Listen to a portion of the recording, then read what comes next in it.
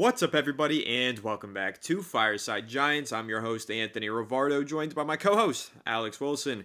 2 games left to play in this dreadful 2024-25 season for the New York Giants. Had a nice little break here. Very Merry Christmas for me. Hope you all had a happy holiday, Merry Christmas, and got to spend some nice time with the family. I know that I did. I had a great one, but it was a really nice little change of pace to just watch some other football teams on Christmas and not have to worry about the New York Giants. Alex, I was thinking about it on Christmas Day. I was like, dude, thank God I don't have to watch the Giants again. Like last year, remember last Christmas when the Giants played the Eagles? It was a close game. It was an exciting game, but I barely got to watch it because there's so much going on in my giant, loud Italian family. I just don't want to watch the New York Giants lose games on Christmas in the first place. So I was very grateful for the fact that the Giants didn't play on this holiday. They played on Thanksgiving. That was terrible.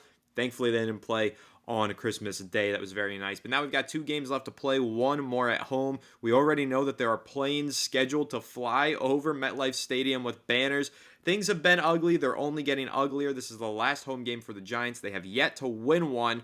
Looks like they're going to lose out. Probably going to lose this game versus the Colts, then lose to the Eagles, and probably secure the number 1 overall draft pick in 2025. And with that draft pick, well, according to ESPN's Jordan Rannon, it's the worst kept secret in football that the Giants are planning to draft Shedeur Sanders, number 1 overall, Colorado quarterback and son of Deion Sanders. So we kind of want to react to that, just discuss Shedeur, how we feel about him, how we feel about the fact that the Giants have made it so obvious who they want to draft so early on. Does that indicate that, hey, maybe this is a tank job? Are they purposely trying to get Shedeur Sanders and lose all these games? Or are they just really bad at keeping secrets? Does the whole league know what they want to do, but there's nothing they can do about it because they're picking number 1? We're going to go ahead and dive into all of that, talk about that, and of course, talk about how we feel about Shedeur Sanders after he wrapped up his collegiate season in 2024. But Alex, how are you doing today, my friend? How are you feeling? How was your holiday? Hope you had a great one. And, how are you feeling about Shedeur Sanders being the worst kept secret in the NFL? Good holiday, great holiday. It was nice, like you said, now watching Giants football. And listen, guys, Shedeur Sanders, like you said, worst kept secret at this point. Jordan Rannon of ESPN saying that everyone he's talked to is saying the Giants are taking Shedeur Sanders. And can I just say how bad of practice it is to not even have the first overall pick cemented yet? We have it now, but a win would send us plummeting because of our strength of schedule.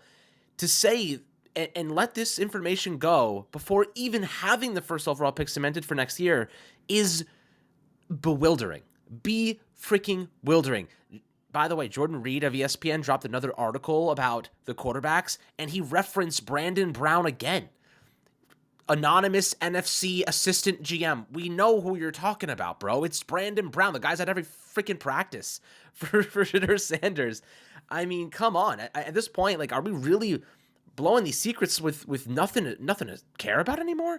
Remember when we used to complain about how the Giants leaked all of their insider information? They had a rat in the building. Joe Shane, we have to sniff out the rat. We have to get rid of we have to keep all the information in-house. And now they're publicly going out and saying, we are taking this player, and they don't even know where they're drafting yet. If they end up drafting Sanders, I'm going to be really pissed because why? Just why? I know that everyone knows the Giants need a quarterback, but why would you show your hand before you even get there? What is wrong with this team? I get the Bears we're taking Caleb because, we have the first overall pick and, we have a couple picks later than that. We have enough ammo. Even if we lost Sanders or lost Caleb Williams, we could trade up anyway. But they had the pick already. They're we're taking Caleb. Why even hide it? The Giants don't have the first overall pick and they're not hiding who they want. And all the reporters are saying the same thing. I do not understand that, Anthony. I don't get why they're being so public with this information unless it's a huge smokescreen and they're going to take Cam Ward, because that's the only alternative is taking Cam Ward. And right now, I don't get the sense there is a smokescreen. In fact, I'm starting to believe they're taking Sanders. And it's why are they giving us all this information? Well, what would the purpose of the smokescreen be if they're picking number 1 overall, right? What are you accomplishing? Oh, wow, you faked everybody out. It's not like you're faking people out so that you can trade up or so that you can get somebody to select a player in front of you. But no, that's not the case. You're just picking number 1. You can take whoever you want. There is no reason to smokescreen. So all points all signs point towards the fact that the Giants love Shedeur Sanders, and that's who they're planning on taking. Now, Alex, I know we've talked about this several times with the Giants going to the Colorado practices. We've talked about how Brandon Brown was breaking down the team and giving life advice to the Colorado football players, and it just seems like the Giants are in love with the Colorado program. And I've given my take on this before, but I'll kind of repeat the point here where I feel like the Giants have, yes, obviously been going to Colorado to scout these players, see the true talent on hand, but I also feel, Alex, that they've been building a rapport with Deion Sanders. And what I mean by that is we've heard a lot of chatter in the past where, hey, Deion Sanders doesn't want his kids going to the Giants. He wants his kids going to Las Vegas. He will step in and prevent the Giants from drafting Shedeur Sanders. Well, I feel like that's not the case anymore. It sure sounds like Deion is fine with his son going to the New York Giants, and maybe that's because of how much time the New York Giants spent at all of those practices and games. Maybe they really did build a rapport with Deion, build a relationship, so that way, if they decide with the number 1 overall pick they want to take Shedeur Sanders, Deion won't step in and say no. So maybe they don't actually want Shedeur Sanders. Maybe they haven't decided who their QB1 is. Maybe they haven't decided that that is the selection with the number 1 pick. But maybe they've done all of this work to keep that option on the table for themselves. That's kind of my take on it, Alex. I'm curious to know what you think about that. Again, maybe they do want Shedeur, but maybe they don't. And they've just been going to these practices in order to ensure that Deion won't prevent them from taking Shedeur if they decide that that is who they want. It's certainly possible. Creating that relationship with Deion so that way he, allows them to draft him and there's nothing but good energy. And maybe they're telling Deion, this is our plan. This is how we're going to protect your son. This is how we're going to invest in his success and growth. Now, anything I hear from Joe Schoen, I take with a grain of salt now because he says one thing and does another. He wants to do one thing and does it poorly. Like, if you're Deion Sanders and you're talking to Joe and you're like, well, okay, Joe, why are you 13 now, 2-4, 2-16, or I don't even know what our record is, 2-something. I lost track of how many losses we have. But if you're Deion, and you're asking Joe, what are you going to do to put my son in a place to succeed? You failed to rebuild the offensive line properly. You failed to develop draft talent. You failed to maximize young talent. You failed to develop anyone, really. Why should I trust you to help my son succeed in the NFL? And Joe's probably out here saying all the right things because we know he does that. He knows how to say the right things and then it does the opposite. So I just don't really feel confident in the fact that Deion's sold on this. Deion is a winner, man. That dude is a winner. He says the right things. He does the right things. He knows how to win. He knows how to instill confidence and faith and get the most out of young talent. And the Giants don't. So I don't think he's going to stand in the way of Sanders and Shedeur going to the Giants. But I'd be skeptical if the Giants can actually maximize a player like him because he needs structure. That's what Shedeur, that's why he's so good. He plays in structure. And I know their offensive line wasn't great at Colorado, but he plays the game a specific way. And the Giants don't really play the game anyway. It's like they do random things. They lose guys and don't have proper depth. They lose guys and it messes their whole game plan up. They rip portions of their playbook apart when they lose a single player. This is just the Giants. There's no synergy and there's no consistency within the Giants. And there hasn't been for years. One thing happens and everything cascades to the bottom of the barrel. So how could you protect a player like that? Is Sanders going to... And here's the problem with it, Anthony. Expecting a young quarterback to come in and provide that consistency, provide that foundation, be that rock, it's a really big gamble. He's not going into a great situation, which scares me. So I have a theory. It's a working theory, and it's not one that I have a lot of belief in, but I just kind of want to pitch this idea out to you. I'm going to try and paint this picture and then ask you if you think this could be a possibility. Okay? So what we've heard over the past several weeks, while Brian Daboll is a dead man walking, right? We've heard that from Jordan Rannon, same reporter that we heard say that Shedeur Sanders to the Giants is the worst kept secret. So if Brian Daboll is a dead man walking, well, seemingly, according to the other reports, Joe Schoen seems pretty safe. Seems like the Giants are going to allow Joe Schoen to fire Daboll and pick a new head coach. So if we're following this train of thought here, where the Giants really want Shedeur Sanders, and they also want to open up their head coaching position, could it be possible that they want to open up the head coaching position and create that perfect environment for Shedeur Sanders that you just mentioned, Alex, by hiring his father, Deion Sanders, as their next head coach? I don't know how likely it is, And again, I don't even know if Deion wants to coach in the NFL. He is building a program at Colorado. He's done a tremendous job turning that program around overnight. It is now a good football school, and it wasn't the case several years ago. And we've heard him say in the past, like right now, we're kind of skeptical. Does he really want to go to the NFL? He wants to build this program in Colorado. Well, a couple years ago, he said he didn't want to leave Jackson State and he wanted to keep building that program there. And then Colorado came knocking, and him and Shedeur went over to Colorado. So, do you think, Alex, that it's possible, perhaps, what the Giants are doing here, building this rapport with Deion Sanders? Maybe they're building a rapport in order to hire Deion and draft his son Shedeur, create the perfect environment, take everything that went right for Colorado, everything that went right for Shedeur at Colorado, whether that's Pat Shurmur as the OC, this guy is a QB's coach, bring that staff over to the NFL level, pair that with the New York Giants front office. Brandon Brown clearly loves Shedeur. Joe Shane clearly loves Deion. There's synergy there already. They've built that rapport. Do you think potentially the Giants are trying to make the front brass, Joe Shane as GM, assistant GM Brandon Brown, head coach Deion Sanders, quarterback Shedeur Sanders? That would be quite the turn of events. And listen, at this point as a Giants fan, I just want some reason to be hopeful, some reason to be excited, some reason to be bought back into this organization, this team. Yeah, a lot of people are like, I don't want Deion, but like, dude, he wins. Like, he knows how to develop a culture. He knows what it takes, and the guy's a generational talent, not only as a coach, but as a former player. People respect him. Do I love the idea of bringing him in here as the head coach? I mean, he'd be one of, okay, let's say it like this. If Deion Sanders said, I want to go to the NFL and be a head coach, he'd be one of the top head coaching candidates in the NFL immediately, right? Would you agree with that, Anthony? That he'd be one of the top? I think the league would feel that way. I don't know. Me personally, he Just hasn't the league. ever the league will see him that way. I just want to say, though, he's never coached in the NFL, but he's got relationships all over the NFL, so yes, he'd be among the top candidates. I do have my question marks about Deion, though. Same way I have my question marks about Shedeur, same way I have my question marks about Cam Ward and everybody else. I think there needs to be a little bit more research on this from the league as well, but yes, you're right. If Deion were to say, hey, I want to coach in the NFL, there would be a line of teams who want to at least interview him for candidacy. But then the caveat is he going to want to coach against Shedeur, or is he only going to want to go to a place where he knows Shedeur is going to be? That's a big question mark for me. I think only where he would be personally. I think that's kind of been his MO. But at the same time, he's already coaching guys like on his staff that have been NFL coaches, like Pat Shurmur. So like he knows what that looks like. They run an NFL style system, like their whole system, from player development, from their offensive scheme. Everything is NFL caliber.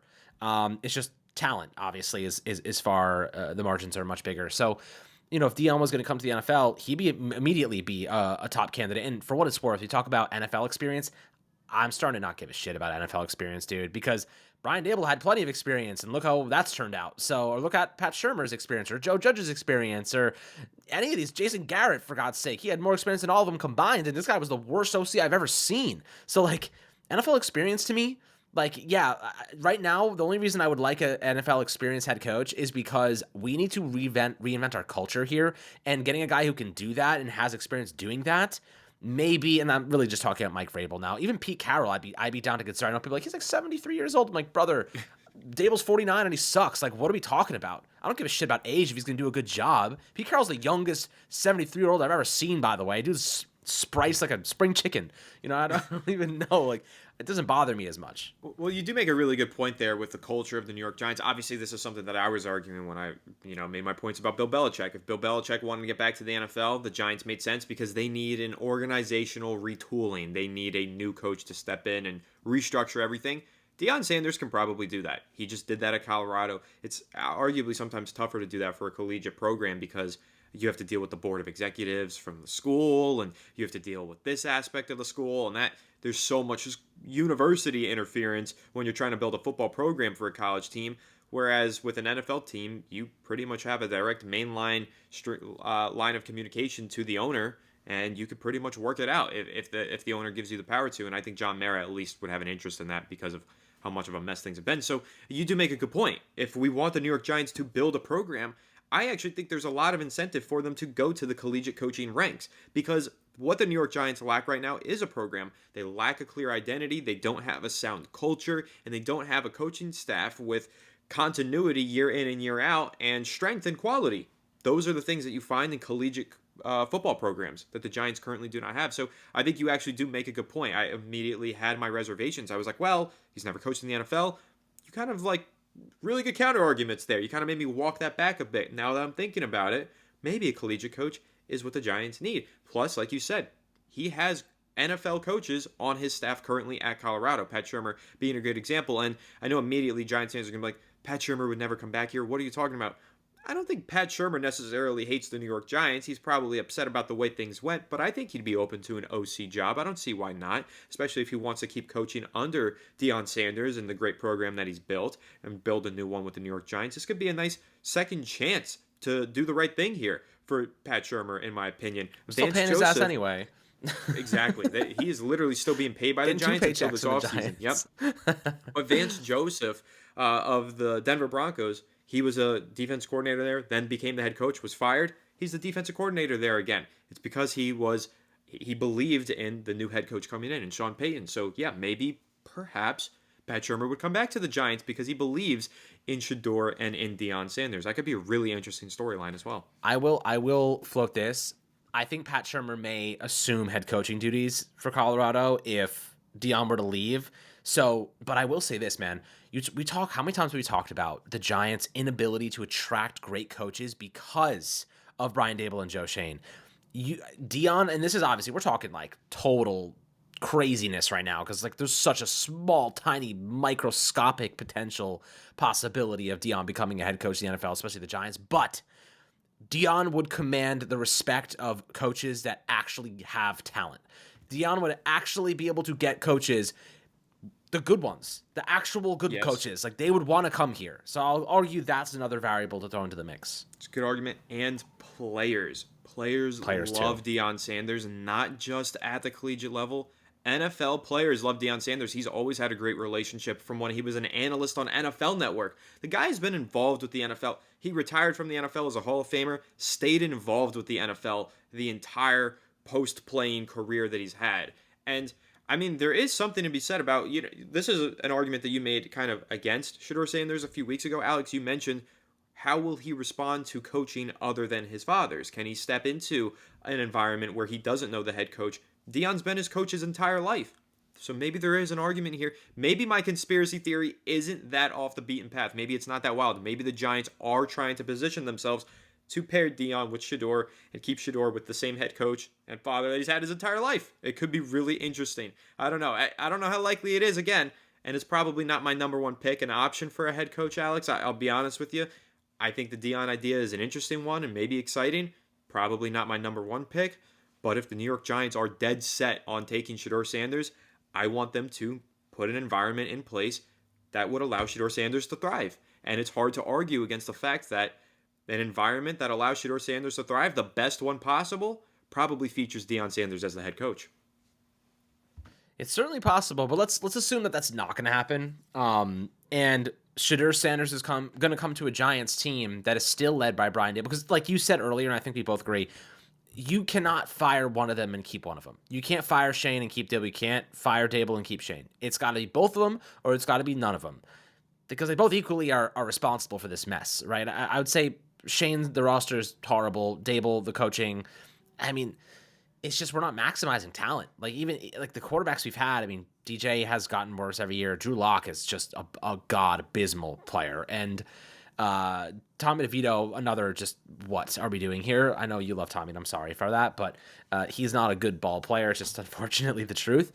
And Neighbors out here is like, dude, like, he's miserable. If you have another year like we did this year, next year, even if we have a rookie quarterback, Neighbors is not the type of guy that's going to be able to survive this type of losing. You know what I mean? Like, he's too outspoken. He's too confident. He wants to be good, great, too badly. You know, he's not going to sit here and take this. So if I was John Mara, maybe you don't have to look outside to see what's going on inside. Maybe you got to bring Malik Neighbors into your office and say, hey, Malik, what's going on here, man? Like, what in your opinion, I want you to be completely honest with me. I don't care who, is at fault or you think he was at fault here. Who is the reason? Why is the reason this team struggling? What do we have to do to get better? Is it the coaching? Is it the discipline? Is it the roster construction? Like, tell me what you think. Be quite honest with me, because I think these opinions matter. Like, your star rookie receiver needs to have a voice, right? Your players have to have a voice. And right now, Anthony, I don't get the sense the players have a voice. It's Joe Shane overruling everybody. Brian Dable just kind of taking the shots publicly and Joe Shane hiding behind the scenes. Dable's the one taking the punches to the freaking grill every single game. Shane doesn't take any, he doesn't talk to the media. He doesn't say anything. He stands behind the scenes and lets his head coach take the absolute whopping for the roster he's given him. So, it's a tough situation to be in. I don't know what's going to happen, but there was supposed to be 3 planes flying over MetLife on Sunday afternoon, telling John Mara how shit his organization is, how horrible management is, who he needs to fire. And because of the weather, they're all getting grounded. But Anthony, if I'm John Mara and I saw 3, not just 1 in consecutive home games, but 3 planes flying overhead telling me how bad this team is and how everyone is giving up and how everyone thinks you're a joke and an embarrassment. And the players, Jordan Rodham posted an article today about the players saying they're not tanking, they're fighting to win. And they're just this freaking bad. And you're John Mara. How do you not fire these guys? I mean, the writing's on the wall to me. I mean, Shane said, Dable's a walking dead man. If they fire Dable and keep Joe Shane, who's going to want to come here, dude? Who is going to want to sign up to be the head coach for the worst GM in football right now? No, I also want to bring up another point on that. And I don't know how much of a point this would be for the Giants, but I think it's worth talking about and at least pondering for a second. I brought this up on Giants Collective, but I'll repeat it here, Alex. And it's the fact that the Giants currently, do you know how many coaches they're paying? Pat Shurmur's deal from 2019 ends this offseason. They're still paying Joe Judge. They're still paying Brian Dable if they fire him. And they have to bring in a new head coach in the upcoming offseason. They would have 3 head coaches on payroll. Am I missing anybody? I might be. I mean, they definitely still be paying Wink Martindale, I think, right? Didn't they agree that they're going to keep paying that deal? So it's like all these guys that they fire, they have to keep on payroll. They have to honor these contracts. Coaches' contracts are fully guaranteed. They pay them out. So Shermer's still getting paid. Dable would still be getting paid if he's getting fired, and they'd still be paying Joe Judge. And then they'd be adding a 3rd coach to the payroll.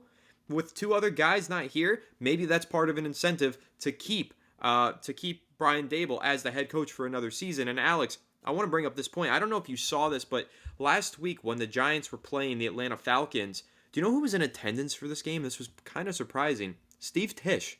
And Steve Tish was on the sideline, and there were pictures of him with Brian Dable, and the 2 of them looked buddy-buddy, smiling, laughing, cheering together, shaking hands. Steve Tish and Brian Dable seem like they like each other. Could it be possible, Alex, do you think that maybe Steve Tish could get involved with this end-of-season cycle and say, hey, I want to keep Brian Dable and Joe Shane. I want to give it another year. Let's keep these guys together. I don't want to add another guy to the payroll because we know Steve Tish is the business guy. He is the one who handles the payroll, handles the finances of the New York Giants.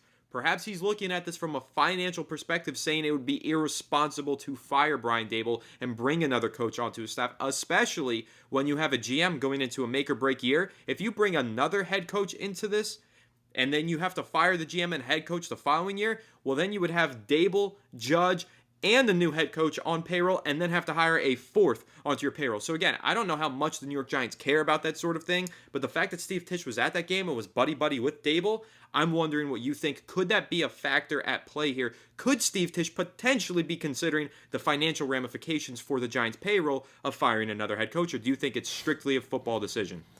These guys have more money than God, man. I think that it should be strictly a football decision because, I mean, like $4 million, $5 million a year. I know that Dale will be going into the 4th year of a 5-year deal, but you want to know something, Anthony? I'll tell you this right now. The Giants being bad, Mara loses a hell of a lot more money that way.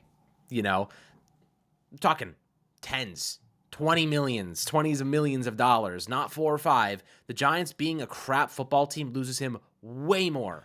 Well, keep in mind, it's Tish losing the money. Or Tish, Mara is not...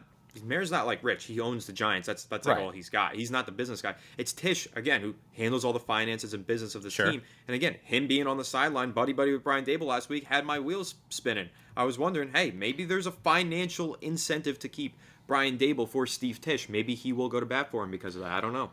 It's possible. In my opinion, we say buddy-buddy. I think more so just like professional courtesy. Like he's an employee on your team, and I think Steve Tish, John Mayer, like they treat their employees with respect. They're not going to throw them under the bus as if they're still being paid and under employment with the team. So I think this is just the situation we're in right now. Maybe they're not buddy buddy, but they're just a professional relationship, and that could be the case. But the Giants stand to lose far more being horrible, because think about it, like. Every game when your stands are empty, when your ratings are dropping, nobody's watching.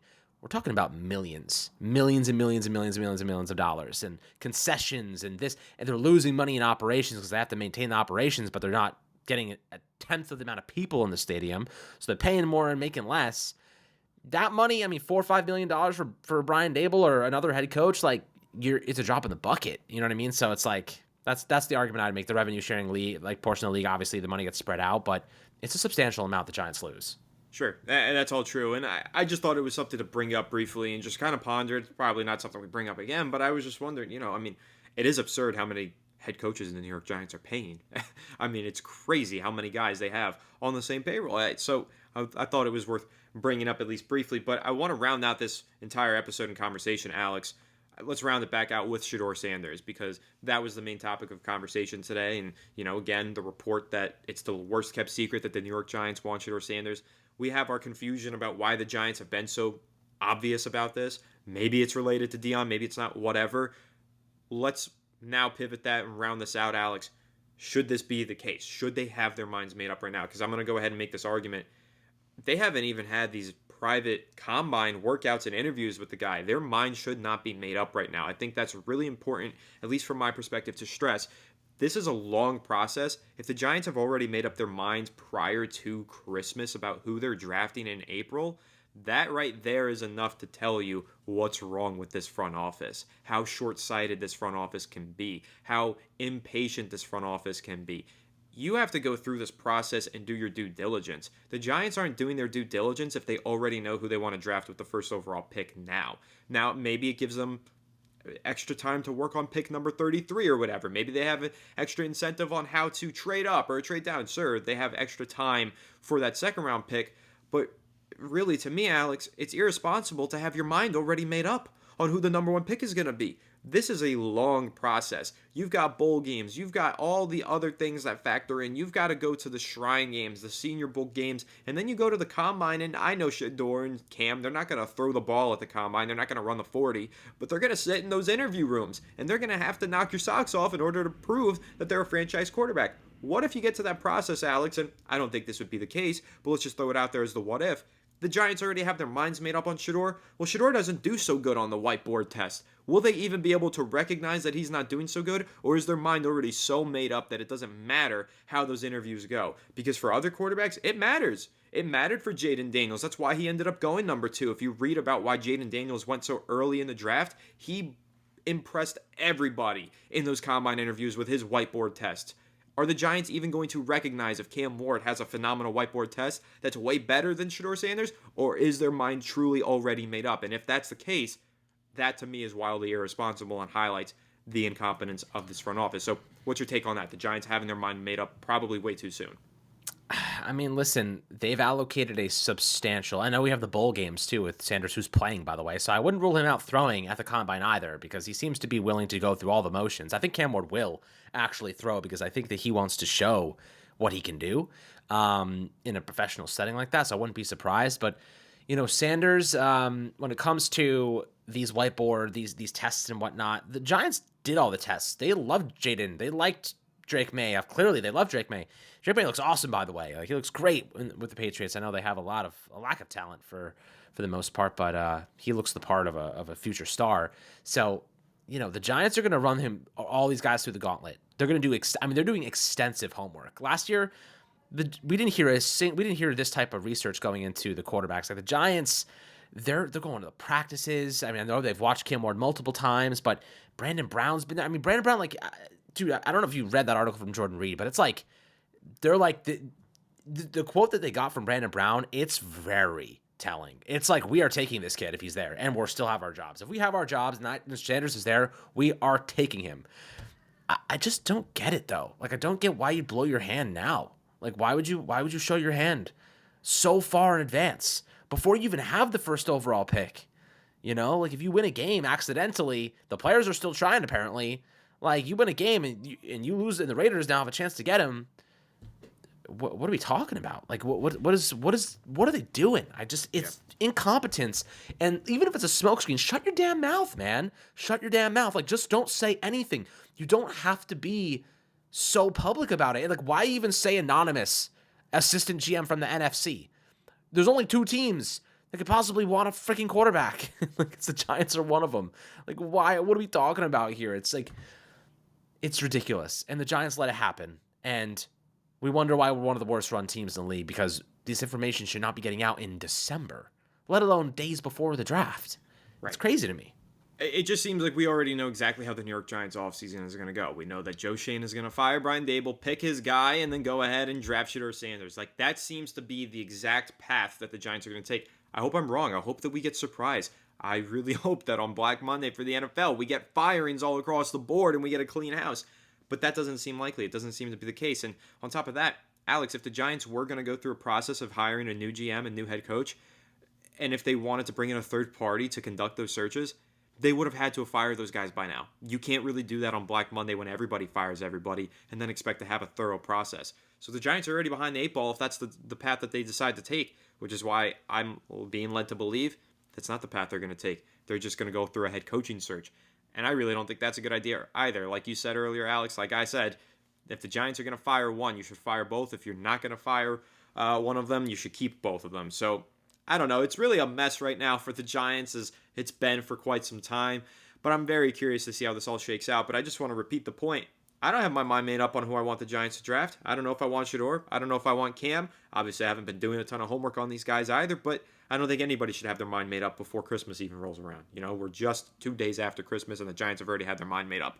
This is a long process, and I hope the Giants are doing their due diligence throughout this process to come to a conclusion on who that franchise quarterback is. And then obviously the other piece of the puzzle, get that right environment in place for that quarterback. Whether that means bring in Deion, whether it means bring in another guy, a Cliff Kingsbury, who I want to discuss on this channel soon enough, or anybody else.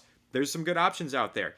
But right now, what the New York Giants have currently cooking, not so good enough, or not good enough at all. But last point that I want to make, Alex, before I wrap up, you mentioned it. The players are still trying. This might not be what you want to hear. I believe that the Giants should still be trying. I don't think it matters because I think they're bad enough to lose anyway. But the fact that the Giants haven't won a game at home and they've got one home game left, I think you can expect Malik Neighbors and everybody else to try their asses off to try and get a home win. I don't think they will. The Colts are a much better football team than the Giants. The Colts aren't that good, though, in the first place. They're a lot better than the Giants. But for me personally, I need to see some fight in this game.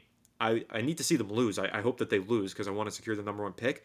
But damn, I need to see this team actually fight and try to get a home win. I don't want them to get the home win. I want them to go ahead and get the first pick.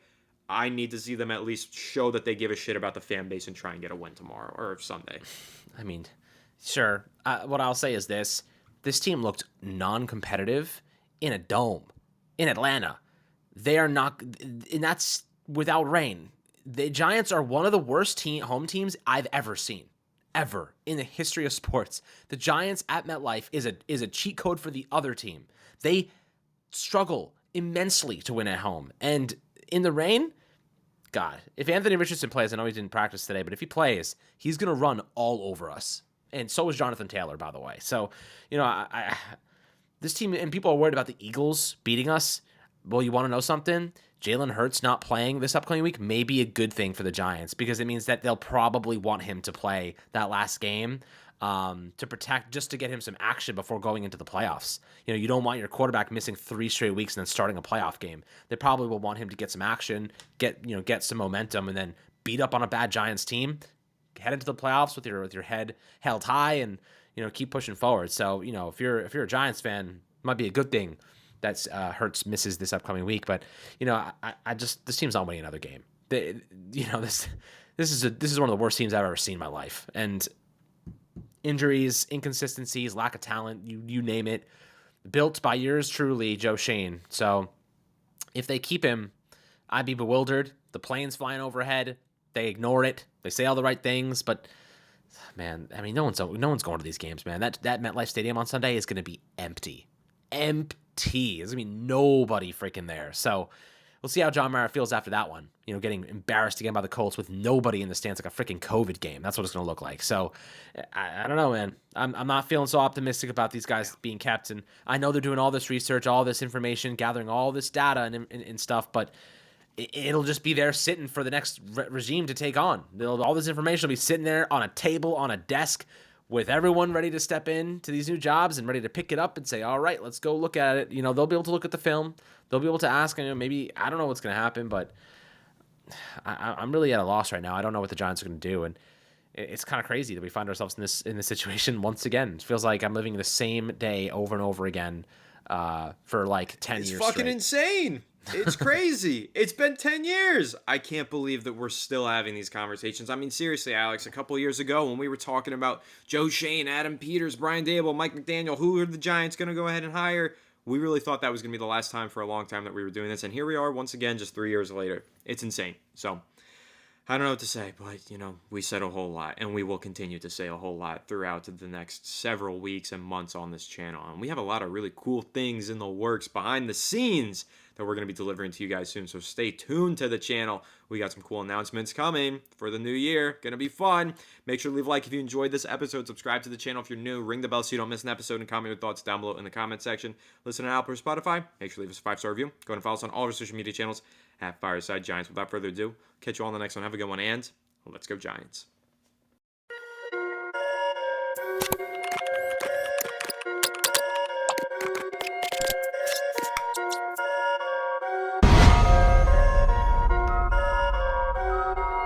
Perfect.